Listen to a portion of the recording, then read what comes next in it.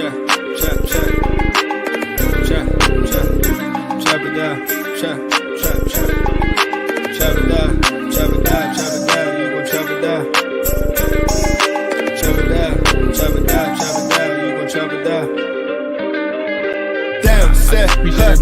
him throw the ball, we gon' pick it off.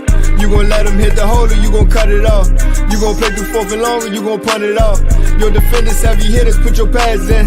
Don't be looking for the ref to throw no flags in. Keep the helmet on, keep the cleats tight. You the type to want to win by any means, right? You should look alive. This is Trap or Die. Yes, sir. Welcome back to another episode of Trap or Die Podcast. I'm your host of Trap or Die Podcast, Mual. I'm in here with the fellas, man. AJ is here. Dre is here. Welcome to a post-game recap. The 12th time we are doing this in the 2024 season where Washington comes away with a dub. 23-19 against the Dallas Cowboys, week 18 to close the season.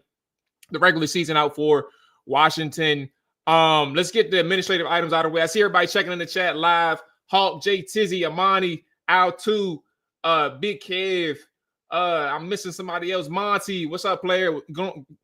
What's going on to everybody that's in live? Make sure you hit that like button.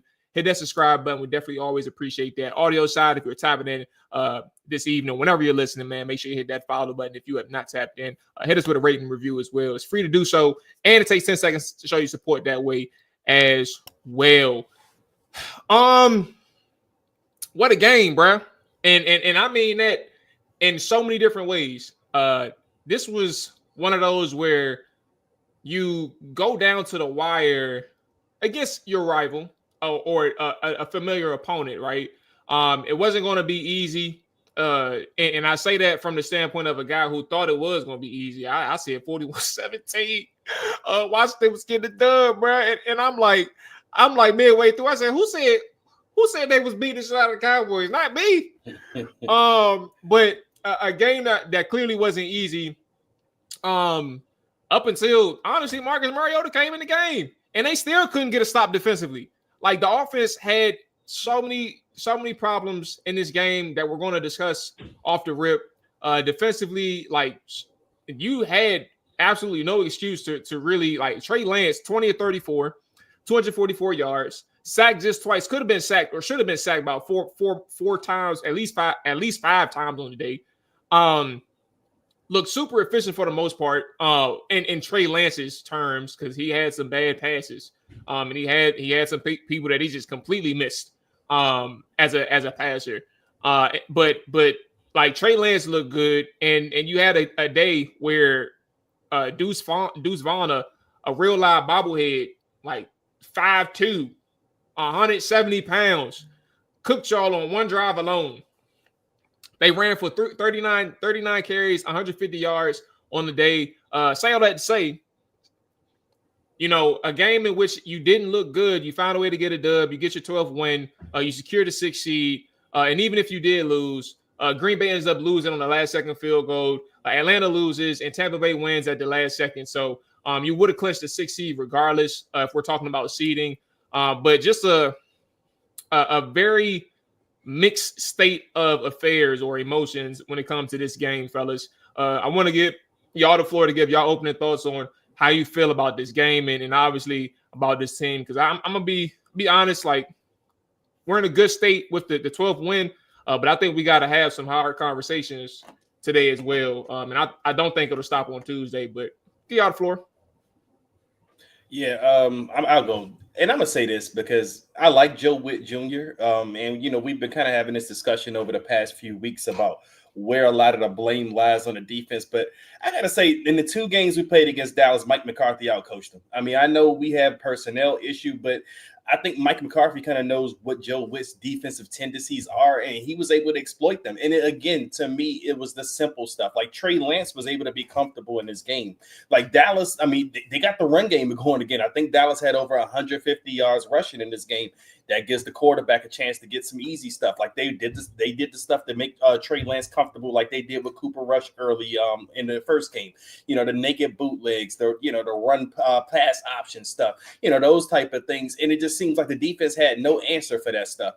Now there was some stuff that I see somebody in the chat mentioned it, and I was going to mention this as well.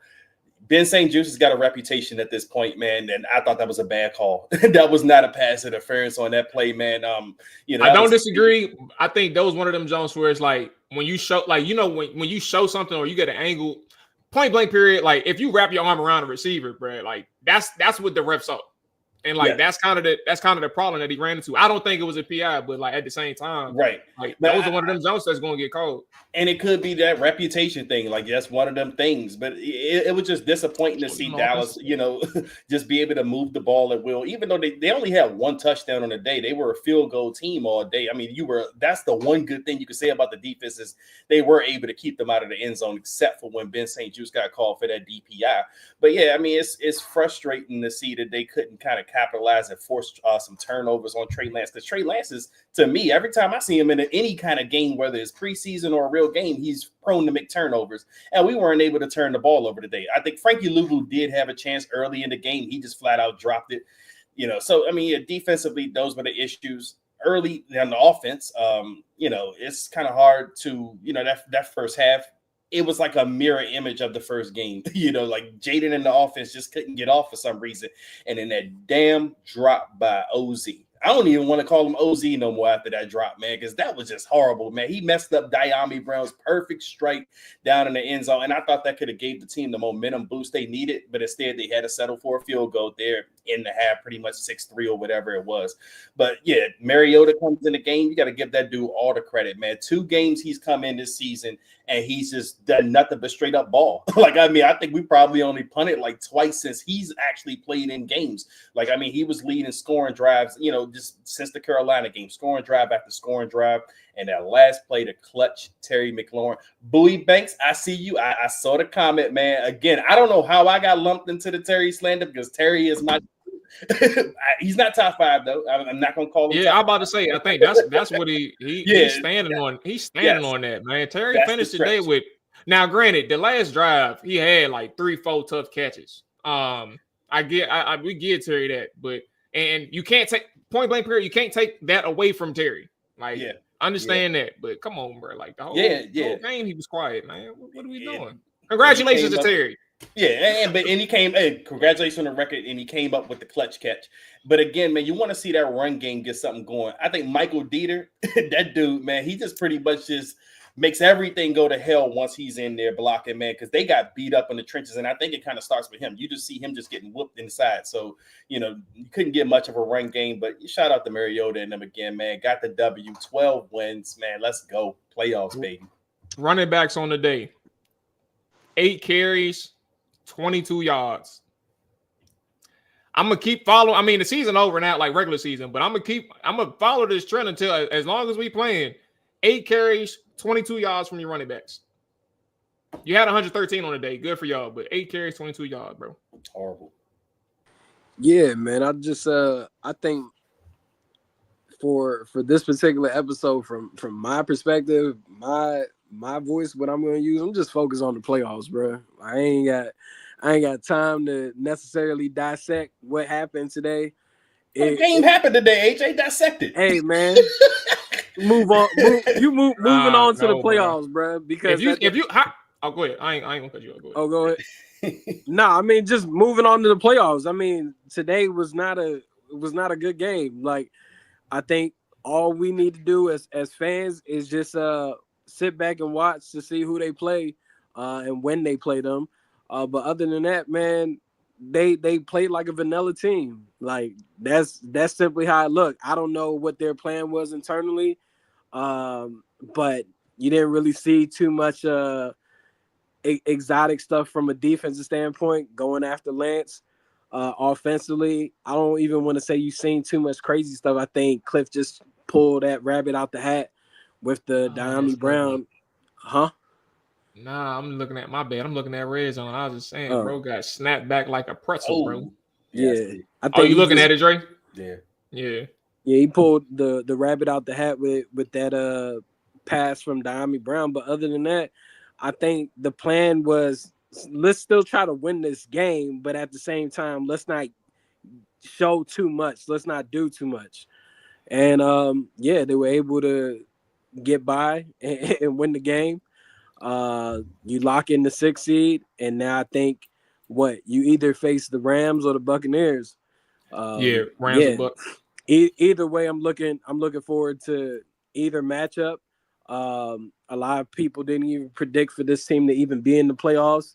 A lot of people argued that it wasn't a recalibration of the team; it was a rebuild, and they just finished off the season 12-5. So, I mean, I think for me, I'm just focused on the playoffs, man. I ain't even worried about today's game. Like, I mean, think about the first offensive possession. The first offensive series, Michael Parsons had 2 sacks. Come on, bro. I already knew what type of day it was. I mean, he got busy the first game too, bro. I think what we're saying, I ain't gonna lie to you, AJ, to just bypass what we saw today. And it was no different than previous games, bro. Like, I'm Stevie Wonder to the bullshit, and that was bullshit. I got news for you. As you make it either. I'm about to say I ain't even get to that part yet. Like you saying that it was a vanilla, bro. He set the house at Trey Lance a few times, bro, and Frankie Louvu couldn't get home on one particular. Bobby Wagner got his ass stoned by Deuce Vaughn. Like he sent some blitzes, bro. Like if we talk about the quote unquote exotic term, like I don't even know what that means in this context. Not literally attacking you, but like I don't know like what type of exotic blitzes you wanted to see. He sends pressures. Like he's one of the most pressure. He sends some of the most pressures in the NFL, and he did that again this week. And Trey Lance found a way to get out of the sacks. Like he sends pressures. They didn't get home. They got 2 sacks on him. Other times they missed the sacks, and he extended the play. Offensively, we're talking about an offensive line. Now, granted, I'll say one thing. And I know to everybody in the chat, everybody that's listening live, watching live, we did just come off a win. But I'm actually discussing this from the standpoint of we have a game next week. Like these are things like to bypass these conversations is to ignore what's going to happen on Monday, Tuesday, etc. in the film room when they have these conversations in the meetings. Like they're going to be talking about the same thing, and what they had today wasn't really acceptable, bro. And to that point, Dieter was in the game. I think they sat Tyler Biadasz off the strength of like we can sit him for this game and get him ready for the playoffs. I don't know what Marshawn Lattimore is right now. He makes me nervous. Point blank period. That's my honest opinion. I do think he plays, but like I ain't gonna lie to tell you that I ain't nervous. Like he may fuck around not play.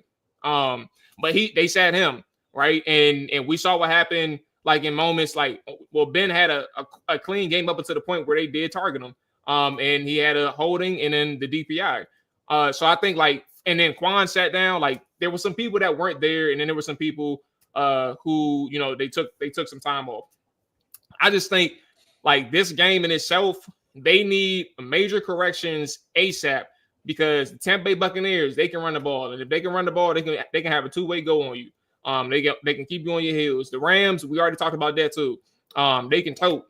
Like Kyron Williams is a toter, and I don't know exactly what their plan is with Blake Corum.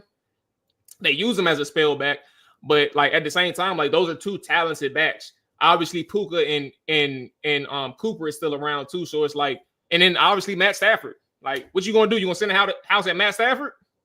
Good luck. I mean, good luck, bro. The only difference between Matt Stafford and Trey Lance is Matt ain't as mobile. So if you can get home quick, then and offensive line for St. Louis for Los Angeles isn't the same, ain't as good. But that's kind of where I'm at, man. I think that when you look at this offense, bro, you got some things that you really need to correct.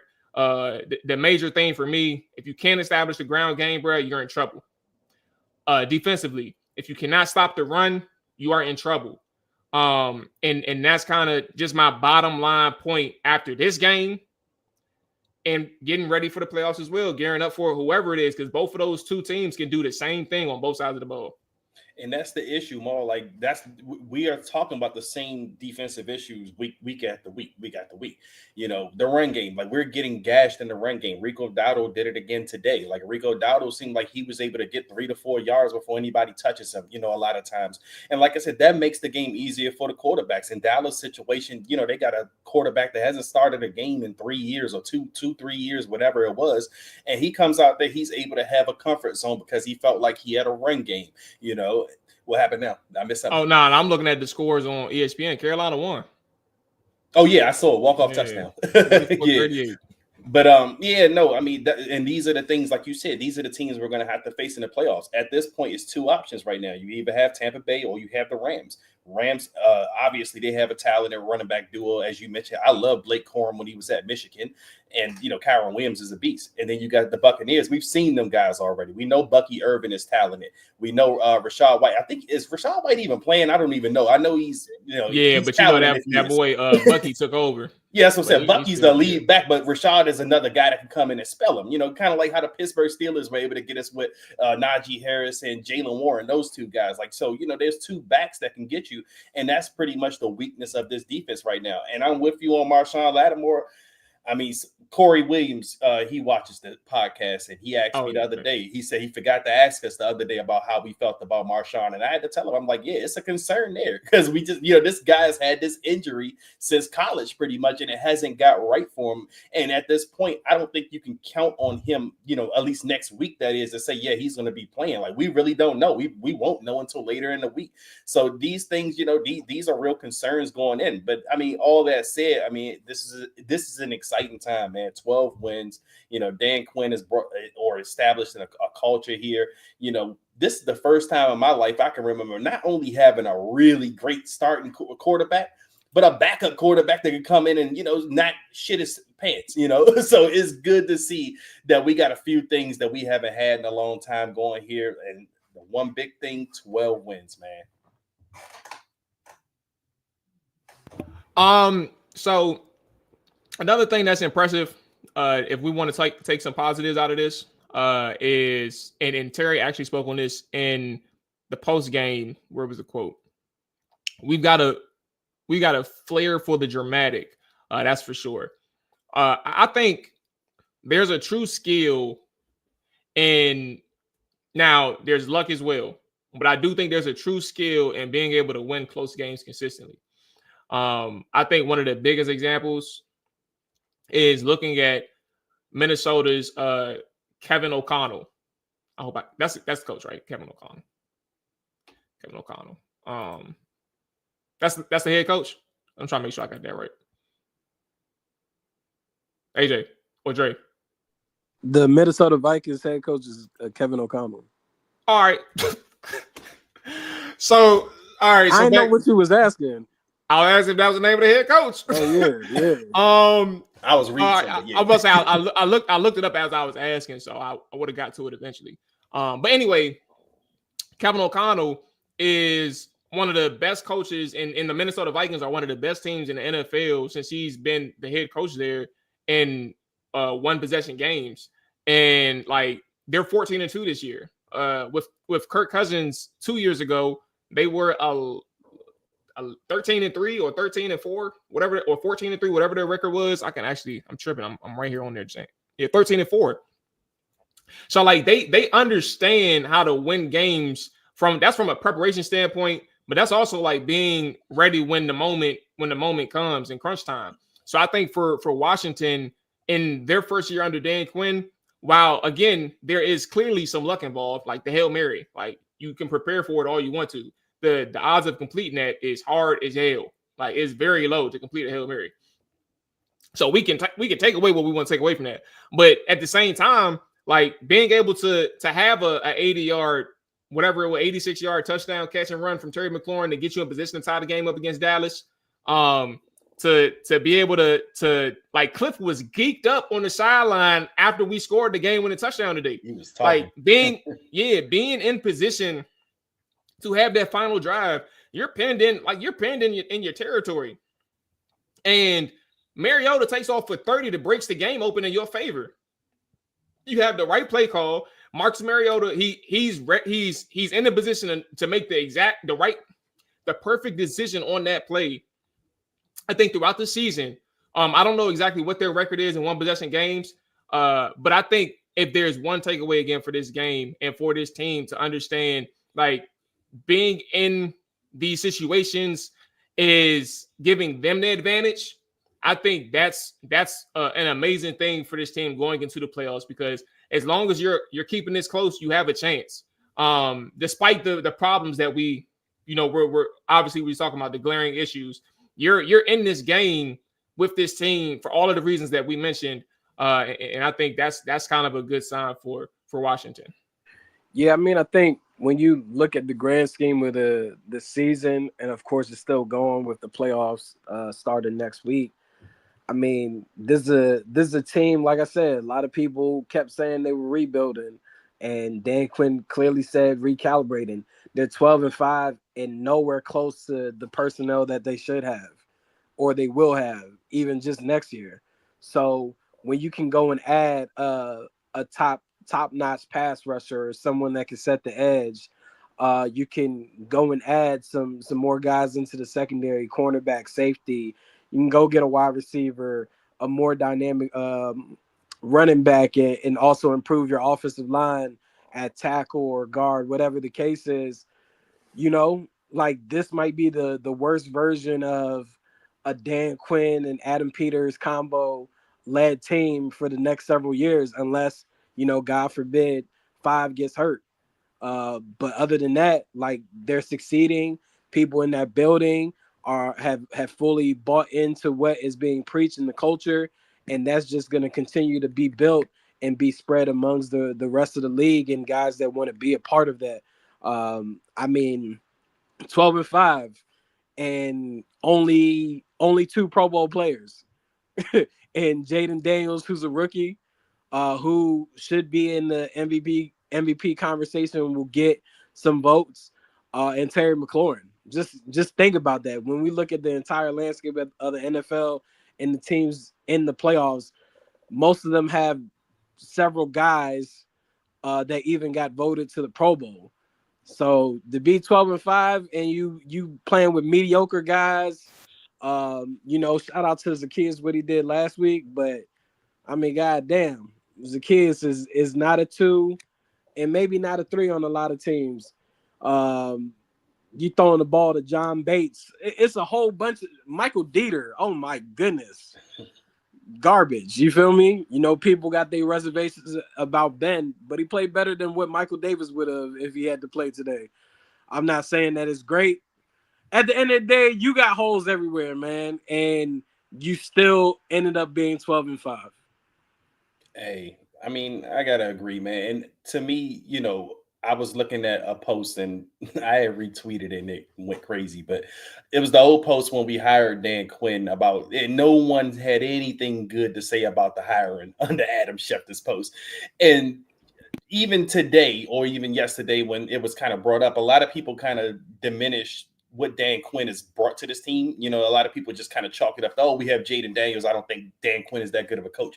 But I think what you just alluded to, Mual, listen, all of these close games that they're winning, and we just won one today without Jaden Daniels. We went and won with the backup quarterback in a tight pressure game. You got to give some credit to the coaching staff for that. I mean, that because whatever they're building here is radiating throughout the building. Like everyone in the building is picking it up. Like you said, Cliff Kingsbury's on the sideline. He's talking this shit. He's feeling good. Like everyone's feeling it. Everyone's loving playing with each other. And that's a testament to coaching. That's a testament to the culture. We've seen coaches come through here in the past where guys, by this point, we're talking about the draft anyway. And, guys are already leaking stuff out to the media. And then you talking about, these guys don't like this guy, whatever the case may be. And you can see it. We're not winning those games. We're not winning these tight games. But now you see it. Everyone's brought into the brotherhood. And that's what Dan Quinn, I think, brings in. That's something that you can't really just weigh with statistics or analytics or whatever you want to put out there. Like he's brought something to this building and he deserves the credit for that. And then again, the players also deserve the credit as well. I mean,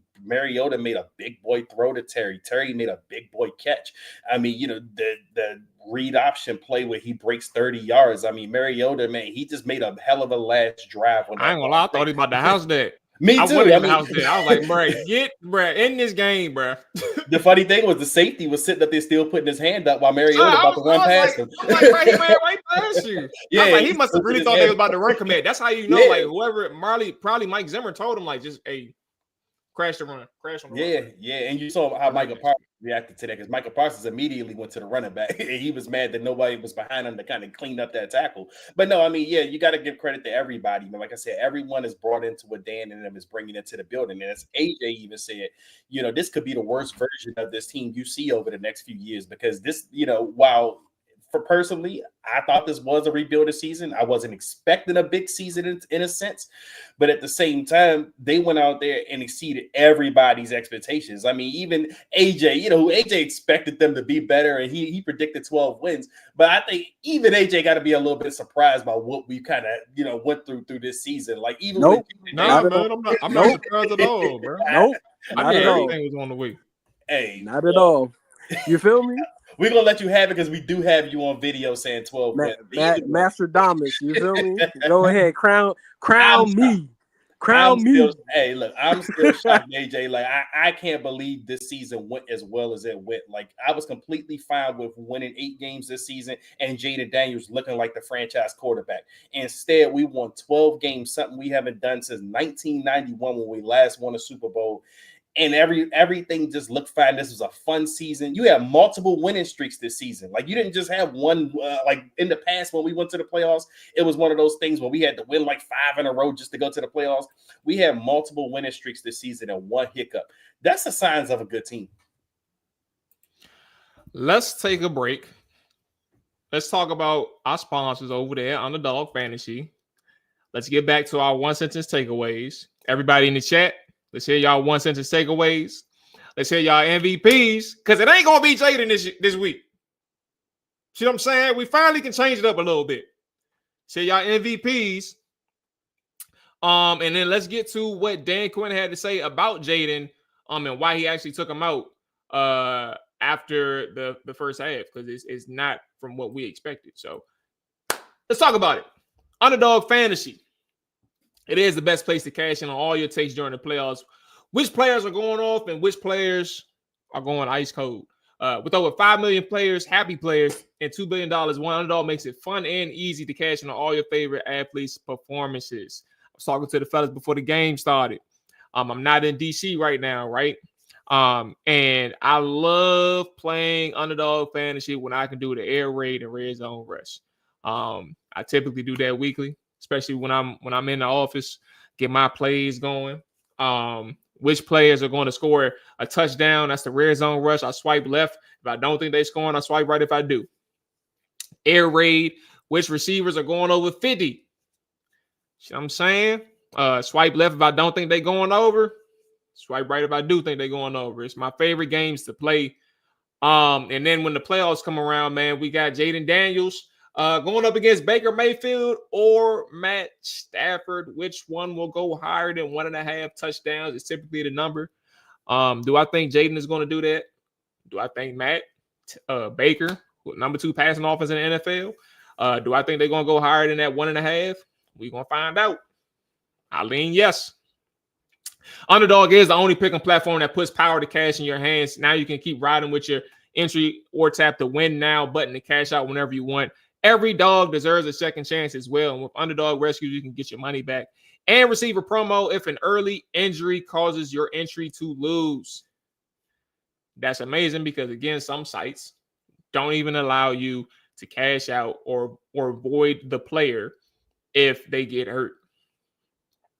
Download the app, sign up using promo code TRIBEDIVE and deposit now to get up to $1,000 in bonus cash instantly. I repeat, download the app, sign up with promo code TRIBEDIVE and deposit now to get up to $1,000 in bonus cash instantly. You must be 18 or older, 19 or older in Alabama and Nebraska, 19 or older in Colorado for some games, 21 and older in Massachusetts and Arizona, and present in a state where Underdog Fantasy operates. Terms apply. Avoiding Colorado for some games. If you're concerned with your play, call 1-800-GAMBLER or visit www.ncpgambling.org.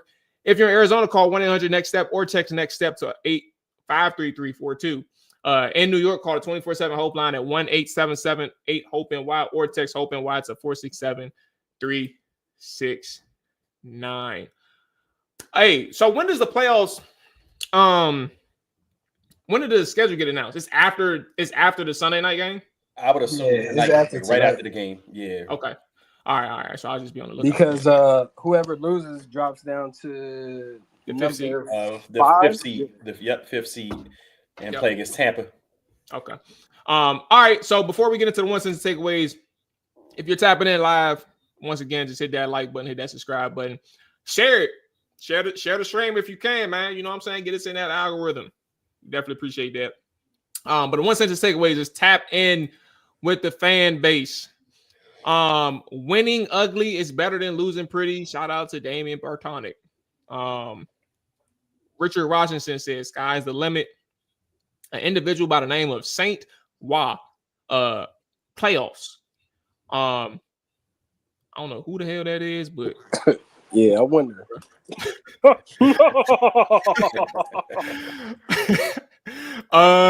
Who is this? Commando G. We won. It's a hell of a sentence. Yeah, I'm about to say, Phil, Terry McLaurin is my favorite Redskin of all time. Happy he showed me some dog and got rolling before the offs. The offs, bro. Come on, Phil. It's just the offs. You ain't got to say what. You ain't got to say offs. Jarrell, worst game we played all season. That's a strong statement, brother. Very. It's up there though. Slim Rob, Terry not going like nothing. Raise hell. Nail fruit. 2 minutes in the fourth is our sweet spot. Raised, or who is that? Hefe. Here we go. I hope we got the shit out of our system and are ready for the playoffs. Okay, somebody got the game winning. Let's actually watch this. I'm gonna get back to somebody's recorded a video of the game winning touchdown from their sheets. It's gonna be cool to play. Who is this from? Chilled on the Rocks. Where is this?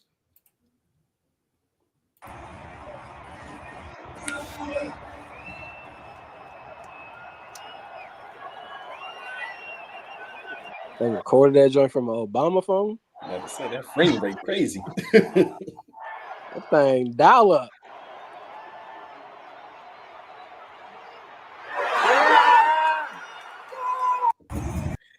No, we're gonna blame it on the AT&T Wi-Fi at the stadium.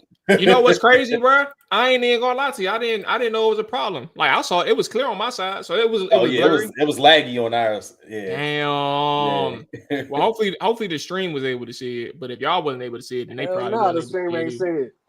Damn, that sucks. we are the stream. Okay, where we at? I got a few more. Newport Hokie.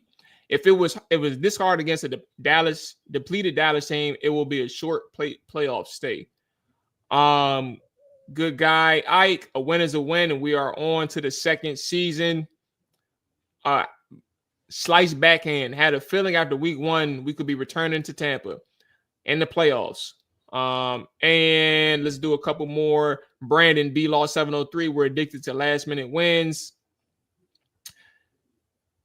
Oh, yeah, I ain't gonna say that one. A real G15. Play better quarters 1 through 3, so I won't have a heart attack. That's where we can end it. Okay, so I don't think this is a big deal or a big story, but Dan Quinn did mention the reason why he took Jaden Daniels out of the game. It had to do with leg tightness. He said specifically. He sat Jaden Daniels because of some mild leg soreness that cropped up. He said that switching quarterbacks was actually not expected going into the game, so that's something that just ended up happening. Ben Standig also mentioned about the record-setting day for Terry McLaurin, that Terry's 13th TD catch sets a single-season franchise record. I also think it was something about his receptions too. Am I not mistaken? He had something with his receptions. I don't recall about receiving yards. Yeah, either way, touchdowns. He set the franchise record with receptions. I'm assuming receiving touchdowns. Well, what did Terry finish with receiving yards for the season? I know he was like a 1,200, and we did our little prediction before the season over under. So I'm interested to know what he finished with. Did they count the last game? What's today? Yeah, 8 for 62. So they counted. No, I'm looking at ESPN. They counted it. Yeah. So he finished the day with 7. Excuse me. Oh no, they didn't. They didn't update it. Before the day, we can just do the math. Yeah. Before the day, he had 74 catches, 1,034 yards, and 12 touchdowns. Today, he had 8 catches, so that puts him at 82, and 13 touchdowns, and he had 62 receiving yards. So that puts him at 1,096, so just shy of 1,100. He can't. I don't think he. Do you think he ever gonna get that 1,500 yard? I want to say I think I predicted him to get 1,200 this season too, and so he didn't even get that. He didn't get that. Let's see. What's the highest he gotten in his career? He's gotten 1191. Yep. 1191. Most receptions he's ever had was 87. Unless he does a hand transplant or get a pair of new legs to run some routes better. He ain't never eclipsing that. Yeah, bro. That Falcons game hurt him, man. That 5 yards, that hurt him. Oh Lord, yeah, that one hurt him. Today hurt him because he got most of those yards on the last drive. Like he had a couple opportunities before that last drive. I mean, whether it was a bad pass or whether it was a drop pass, he had some opportunities. I think that's the safest way to phrase it. I don't think he's ever going to get that. All right. So before we get off, what else do we have on our mind with this mob getting ready for the playoffs? What's an area of focus that you're actually going to be paying attention to that's not dwelling on week 18, AJ?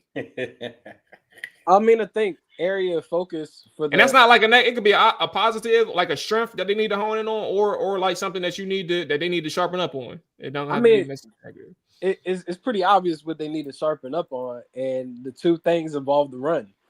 Offensively, run the ball better. Defensively, stop the damn run.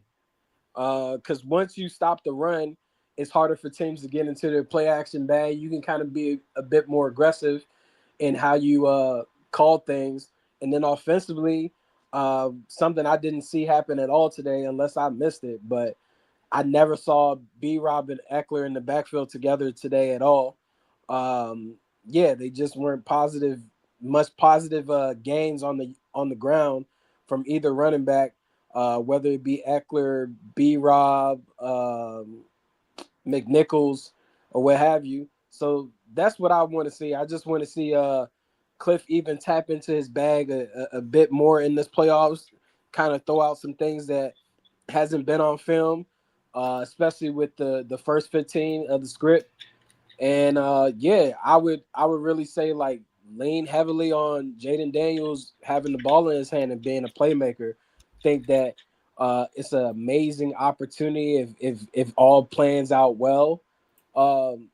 If they end up going to LA, he gets to start his first playoff game back at the crib. Like San Bernardino ain't that far away. Like, that'd be amazing for him to be back at the crib for his first playoff game. But yeah, those are my two things. Because I think even stopping the run, that's something that possibly won't change this year.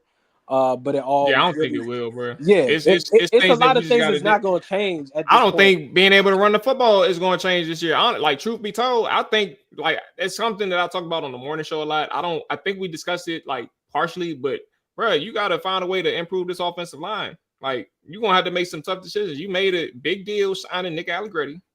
Andrew Wiley was here before you moved in. And then Brandon Coleman's a rookie. I think the only reason I named those three in particular is because, Tyler Biadasz and Sam Cosmi, they stamped. But it's the other three that you got to try and make some decisions on. You got to find a way to get better, bro. Yeah, so, I mean, it's just we'll see what happens, but those are my two primary focuses.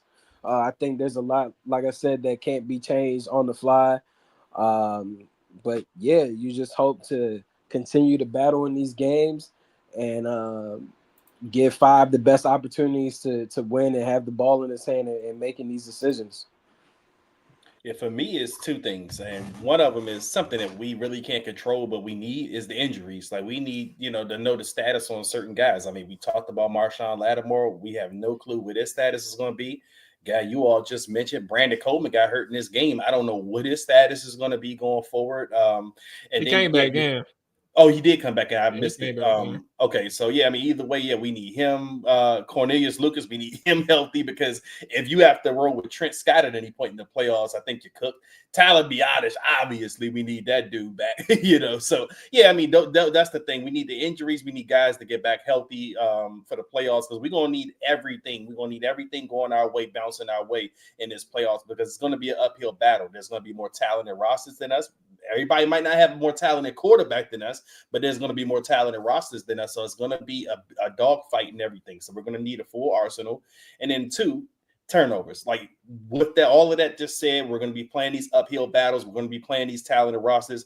The defense is going to have to help this offense out. And the offense, I'm pretty confident that those guys are going to go in and they're going to, be the offense that we've kind of seen them be throughout this season. But this defense, if they can't stop the run or they can't do much else, they're going to have to be an opportunistic defense. They're going to have to force some turnovers, man. Like today kind of pissed me off because I expected a couple of turnovers against a Trey Lance, but it just hasn't been a thing for this season. All year long, we've had issues kind of creating those turnovers. So I would like to see that get going in the playoffs. Maybe Mikey Sanford still makes some big plays. Our game record, Frankie Louisville, you want to see something from him. Hopefully he can flip the field a couple of times. But either way, those are my things going into the playoffs. I'm looking for is getting healthy and forcing turnovers. Yeah, y'all said a lot that I agree with, so I won't reiterate them. In a sense, I'll just ask this question and we can get out of here on this. They actually made this point on the broadcast, and I thought that it was a really good point. But depending on when we play is why it matters. If we play on Saturday, that's one thing. It's a short week now. If you play on Sunday, you got a break. They was on the field defensively a long time. That's a physical game for them. And you played your starters from start to finish. Like you didn't have a rest period. Like you clearly was playing for something. And you was on the field for a long time. Does fatigue? Excuse me. Let me say, can fatigue and like that battle harden, like can that creep in? The wear and tear. Do you think that they could creep in for Washington, gearing up for the wild card, whoever they play? But given the state of the defense, and honestly, the state of the offense, they played a full game. It was just Jaden who didn't play. Do you think that fatigue can play a part into who they play next week? Granted, right? The only team that's really resting is Los Angeles. Tampa Bay did play a full game with their guys too. So I just want to put that out there. But that's kind of my question on Washington's side. Can fatigue and things like that play a part for them? I mean, they ain't really been shit anyways, whether they have full stamina or half stamina. I just think that there will be a different tone of messaging and how they practice going into the playoffs versus how the regular season is. I mean, these guys are still human. Once they clinched that playoff berth, kind of the energy wasn't necessarily the same, in my opinion. Of course, they want to win, but that energy ain't the same as it was last Sunday. You feel me? Like, you could just look at the team. It was not the same. I think they also are trying to stay as healthy as they can to be able to compete within the playoffs. And when I say that, I'm not speaking from a coach's perspective, but from a individual perspective, player-wise. Those guys are trying to stay healthy to be able to compete in those games. The guys like Frankie Louisville, Jeremy Chin, they have never even seen the playoffs in their career. Jonathan Allen has only been there, but so many times he came back from a torn pec, to be able to play in the playoffs. These guys are trying to make it through to that point. So I think the intensity from the defense will look different. I don't necessarily see them having fatigue, but at the same token, that's why tonight's matchup, when the clock strikes 11:15 or 11:20 p.m., will be very pivotal in what happens. Is Washington playing the Rams on Saturday? That's a huge thing because now you got to travel all the way to the West Coast and you possibly have to leave here Wednesday or Thursday. If you're playing Tampa, are you playing Saturday? Are you playing Sunday? Who's playing Monday? Like, those are the main things right now. I think you just want to take this opportunity to understand what you have ahead of you and realizing that one loss and you're out. There's no time to bullshit, no time to play around. You got to be sharp in every angle. So I don't necessarily see what happened today in the today's game like as a factor going on to the playoffs. Yeah, I mean, the only thing I would have took from this game is the injury bug, because some dudes did get beat up, as I mentioned. Brandon Coleman, he got beat up a little bit. Frankie Luvu, he actually left the field, but he came back as well. So a couple of guys got some nicks and bruises, but no, I don't think fatigue's going to be an issue. I think adrenaline is going to be pumping in them guys, man. Like when they step on the field, especially Jaden Daniels, like that's who I'm really expecting. When the lights are the brightest, he shines. So I'm expecting him to, kind of radiate the kind of energy that he's going to bring, and everyone's going to feed off of his energy. Like I said, in the playoffs time, win or go home, nothing but adrenaline. So no, I don't think whether they play Saturday or Sunday, it's going to matter much as far as fatigue goes. Hey, I told you about them Raiders, bro. I told you I was gonna stay off them, but they looking a little sweet right now. They up 9. They just scored a tutty, bro. They about to go up 10-3. They about to win this game. Look like. Man, I'm gonna be mad if they better not cover. That's all because if they cover, I'm gonna be mad. I'm gonna have FOMO, bro. All right, that's gonna wrap it up for us, man. Appreciate everybody who tapped in live once again. The fellas will be back on Tuesday. We're gonna have a guest on Thursday to help preview whoever we play. Tampa Bay, Los Angeles. We'll figure it out by 11:30, 12 o'clock this morning. However long that game is on between Minnesota and Detroit, we'll figure it out. That's gonna wrap it up for us. Y'all take it easy. Enjoy the rest of y'all Sunday, man. I gotta get back to work tomorrow. We might not have the snow.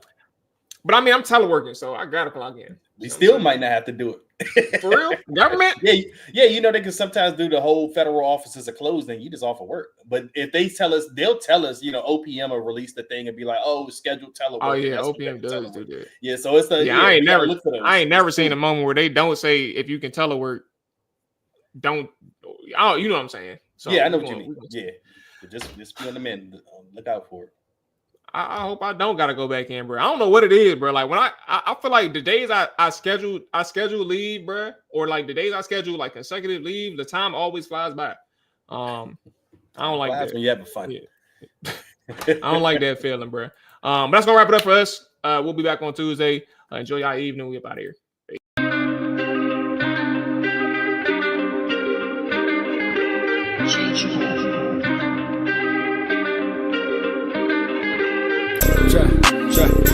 Chop it down, chop